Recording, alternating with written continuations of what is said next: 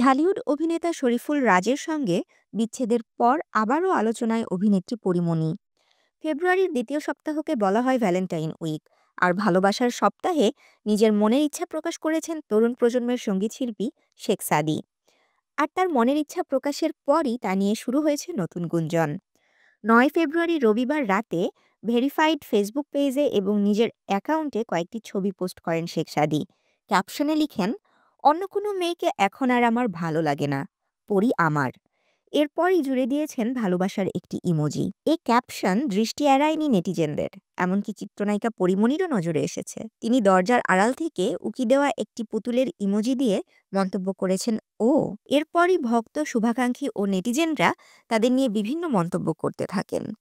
কেউ কেউ বলছেন, ভালোবাসার সপ্তাহে ভালোবাসা দিবসের আগ মুহূর্তে ফেসবুকে মনের কথা জানালেন শেখ সাদি। এ ব্যাপারে 10 ফেব্রুয়ারি সোমবার সংবাদ মাধ্যমকে শেখ সাদি বলেন, তেমন সিরিয়াস কিছু ভেবে দেইনি। এরপরও সবাই যে এত সিরিয়াসলি নেবে তা ভাবতেও পারিনি। তবে এখন থেকে ফেসবুকে কিছু লেখার আগে অবশ্যই ভাবব। আমরা সহকর্মী, একসঙ্গে কাজের পরিকল্পনা চলছে, এর থেকে আর বেশি কিছু নয়। ক্যাপশন সম্পর্কে জানতে চাইলে তিনি বলেন, চ্যাটজিপিটির কাছে ক্যাপশন চেয়েছিলাম, সেখান থেকে এ ধরনের একটি বাক্য পেয়েছি। তারপরই জানতে চাওয়া হয় গায়কের কাছে, চ্যাটজিপিটি কি আপনার মনের কথা বুঝে গেল? হাসতে হাসতে শেখ সাদি বলেন, বিশ্বাস করুন, চ্যাটজিপিটি বেশ স্মার্ট, কিন্তু বিষয়টি এমন নয়।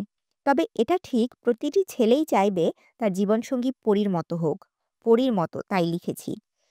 তাহলে আমি এখন পরি পেতে পারি। এদিকে শেখ সাদির এ পোস্ট নিয়ে দিনভর যখন নানা আলোচনা সমালোচনা হচ্ছে, তখন শেখ সাদির নাম উল্লেখ না করেই বিষয়টি স্পষ্ট করলেন চিত্রনায়িকা পরীমণি। সোমবার রাত 9টার দিকে ফেসবুক ভেরিফাইড পেজে এক স্ট্যাটাসে তিনি লিখেন, ওরে পরিমাণের ডানাওয়ালা পরি, পরীমণি না। তবুও দর্শক মহলে এ নিয়ে চলছে ব্যাপক সমালোচনা। তাশরিফা তৃষা, তরঙ্গ টিভি।